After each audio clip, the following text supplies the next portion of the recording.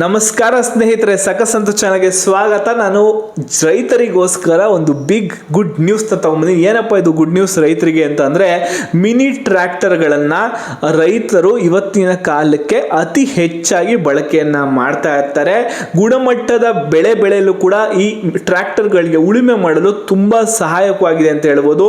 90% ಅಷ್ಟು ಈ ಮಿನಿ ಟ್ರ್ಯಾಕ್ಟರ್ಗಳಿಗೆ ಸರ್ಕಾರದಿಂದ ಸಬ್ಸಿಡಿ ಕೊಡ್ತಾ ಇದ್ದಾರೆ. ರಾಜ್ಯಾದ್ಯಂತ ಅತಿ ಹೆಚ್ಚು ಬಳಕೆ ಕೂಡ ಆಗ್ತಿದೆ ಈಗಿನ ಕಾಲದಲ್ಲಿ ಮಿನಿ ಟ್ರ್ಯಾಕ್ಟರ್ಗಳು.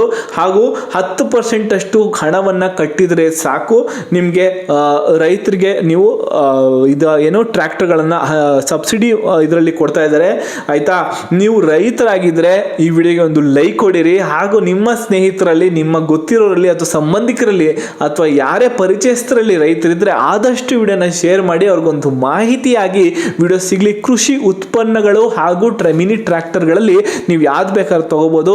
90% ಸಬ್ಸಿಡಿನ ಕೊಡ್ತಾರೆ. 10% ಅಷ್ಟು ಹಣ ಕಟ್ಟಿದ್ರೆ ನೀವು ಸಾಕು. ಆಯ್ತಾ, ಯಾರ್ಯಾರಿಗೆ ಸಿಗುತ್ತೆ, ಯಾರ್ಯಾರು ಈ ಸ್ಕೀಮ್ಗೆ ಅಪ್ಲೈ ಮಾಡ್ಬೋದು, ಸಬ್ಸಿಡಿ ಹೇಗೆ ನೀವು ಪಡೆಯೋದು, ಯಾವ ಟ್ರ್ಯಾಕ್ಟರಿನ ಕಂಪ್ನಿದು ಟ್ರ್ಯಾಕ್ಟರ್ ಸಿಗುತ್ತೆ, ಎಲ್ಲ ಮಾಹಿತಿ ಇರುತ್ತೆ. ವಿಡಿಯೋನ ಸಂಪೂರ್ಣ ನೋಡಿ, ನಿಮಗೆ ಸಂಪೂರ್ಣವಾದ ಸಂಕ್ಷಿಪ್ತವಾದ ಮಾಹಿತಿ ಸಿಗುತ್ತೆ.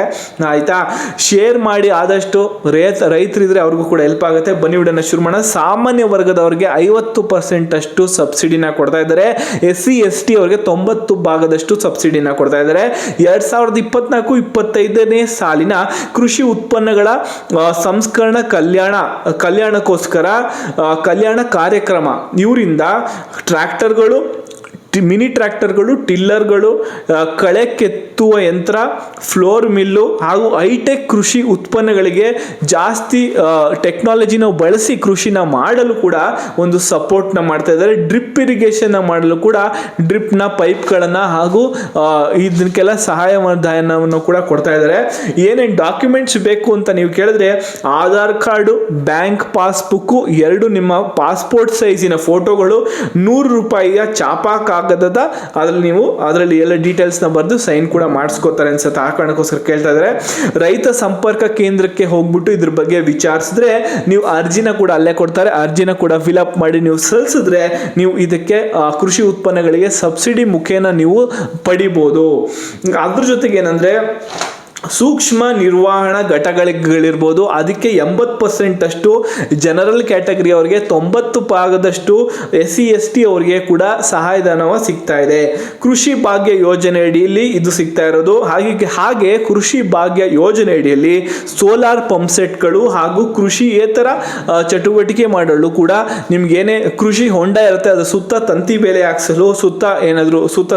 ಹಾಕ್ಸಲು ಕೂಡ ಈ ಕೃಷಿ ಭಾಗ್ಯ ಯೋಜನೆ ಅಡಿ ಸಹಾಯಧನವನ್ನು ಸಿಗ್ತಾ ಇದೆ. ಇನ್ನು ಹೆಚ್ಚಿನ ಮಾಹಿತಿ ನಿಮ್ಗೆ ಏನಾದ್ರು ಬೇಕಂದ್ರೆ ಹತ್ತಿರದ ರೈತ ಸಂಪರ್ಕ ಕೇಂದ್ರಗಳಿಗೆ ಹೋಗಿ ವಿಚಾರಿಸಿ, ಅಲ್ಲಿ ಅರ್ಜಿ ಕೊಡ್ತಾರೆ, ಅಲ್ಲಿ ಅರ್ಜಿ ಸಲ್ಲಿಸೋದನ್ನ ಮರಿಬೇಡಿ ಅಂತ ಹೇಳ್ತಾ, ನಾನು ಹೊಸ ವಿಡಿಯೋಲಿ ನೆಕ್ಸ್ಟ್ ವಿಡಿಯೋಲಿ ಹೊಸ ರೈತಾಪಿ ಕುಟುಂಬಗಳಿಗೆ ಹೊಸ ಗೌರ್ಮೆಂಟ್ ಸ್ಕೀಮ್ ಇರ್ಬೋದು, ಅಥವಾ ಸೆಂಟ್ರಲ್ ಗೌರ್ಮೆಂಟ್ ಸ್ಕೀಮ್ ಇರ್ಬೋದು, ಅಥವಾ ಸ್ಟೇಟ್ ಗೌರ್ಮೆಂಟ್ ಸ್ಕೀಮ್ಗಳ ಬಗ್ಗೆ ಮಾಹಿತಿ ಇರ್ಬೋದು, ಗೃಹಲಕ್ಷ್ಮಿ ಗೃಹಜ್ಯೋತಿ ಬಗ್ಗೆ ಮಾಹಿತಿನ ಕೊಡ್ತಾ ಇರ್ತೀನಿ. ಹಾಗೆ ರೈತಾಪಿ ಕುಟುಂಬಗಳು ಕೂಡ ಹೊಸ ಸ್ಕೀಮ್ಗಳ ಬಗ್ಗೆ ಮಾಹಿತಿನ ತಗೊಂಡ್ಬರ್ತಾ ಇರ್ತೀನಿ. ಅದ್ಯಾವುದು ಮಿಸ್ ಮಾಡ್ಕೋಬಾರ್ದು. ಚಾನಲ್ಗೆ ಸಬ್ಸ್ಕ್ರೈಬ್ ಮಾಡ್ಕೊಳ್ಳಿ, ಬೆಲ್ಲೈಕನ್ ಅಂತ ಮತ್ತೆ ಮರಿಬೇಡಿ ಬೆಲ್ಲೈಕನ್ ಆಲ್ ಆಪ್ಷನ್ ಅಂತ ಕೂಡ ಕಾಣುತ್ತೆ, ಅದನ್ನು ಕ್ಲಿಕ್ ಮಾಡಿ. ಹಾಗೆ ವಿಡಿಯೋಗೆ ಒಂದು ಲೈಕ್ ಕೊಡಿರಿ. ನಾನು ನೆಕ್ಸ್ಟ್ ವಿಡಿಯೋಲಿ ನಿಮಗೆ ಸಿಗ್ತೀನಿ ಸ್ನೇಹಿತರೆ.